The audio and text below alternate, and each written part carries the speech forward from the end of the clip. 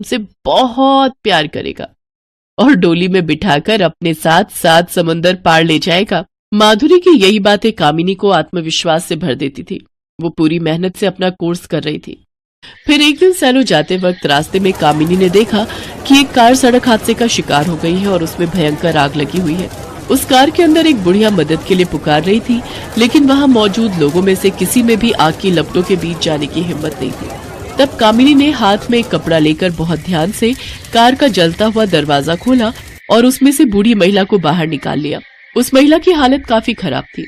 कामिनी ने फौरन एक ऑटो बुक किया और महिला को लेकर अस्पताल पहुंची। रास्ते में वो महिला को हिम्मत बंधाती रही और उनके घावों को साफ भी करती रही। फिर अस्पताल में चिंता मत कीजिए, माइनर बर्न है, मैं इन्हें देख लेता हूँ, तब तक आप काउंटर पर मेरे पास पैसे नहीं है डॉक्टर। जैसे ही कामिनी ने ये बात कही, उस घायल महिला ने फौरन अपने पर्स में से एक कार्ड निकालकर कामिनी को दिया और कहा, बेटी ये लो, इसमें मेरे पोते का नंबर है, उसे फोन करके बुला लो। उस कार्ड पर एक नाम लिखा हुआ था, राज सिंघानिया, जिस पर कामिनी ने बिल्कुल भी ध्यान नहीं दिया, बल्कि उसमें लिखे नंबर पर फौरन फोन मिलाया।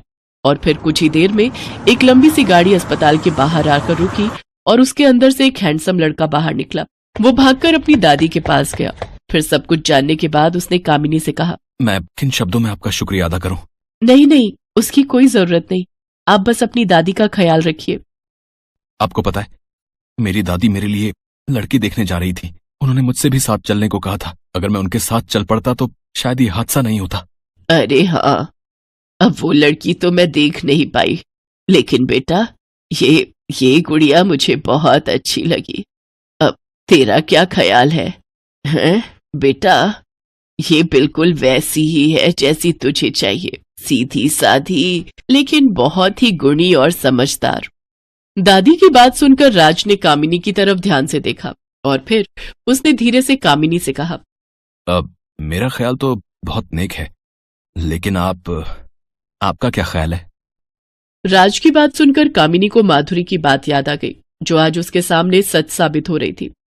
राज सिंघानिया वही लड़का था जो कामिनी की काली सूरत को नहीं, बल्कि उसकी खूबसूरत सीरत को देख रहा था और उससे शादी भी करना चाहता था।